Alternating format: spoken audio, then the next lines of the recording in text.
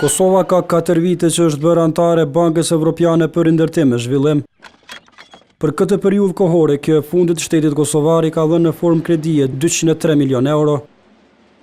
Këto investime janë bërë kryesisht në sektorin e infrastrukturës, por mbështetja për Kosovën do të vazhdojë edhe më tutje. Këtë e premtoi presidenti i kësaj banke, Suma Çakrabati, derisa u takua me ministrin e financave Abdullah Hotin. Në nëntor ne do të aprovojmë një strategji për Kosovën që është në linjë me prioritetet e qeverisë dhe sot diskutuam disa strategji që do ndihmojnë shtetin e Kosovës në disa sektor. Ne jemi të fokusuar në sektorin privat, këtë mëngjes kemi nënshkruar 2 projekte me 2 banka. Këto marrëveshje do të ndihmojnë këto banka dhe si rrjedhoj edhe sektorin privat. Çakrabati pati shumë lavdata për politikat ekonomike që po ndjek qeveria.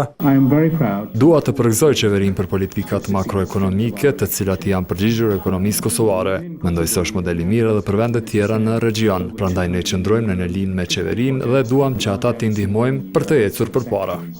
Bashkëpunim premtoi edhe Abdullah Hoti. Ne kemi përgatitur një strategji zhvillimore afatgjate edhe diskutuam edhe idenë që të koordinohemi plotësisht në adresimin e sfidave zhvillimore dhe në financimin e projekteve që pritet të implementohen. Presidenti i Bankës Evropiane për Ndërtim dhe Zhvillim gjatë pasdites është takuar edhe me presidentin e Kosovës Hashim Thaqin.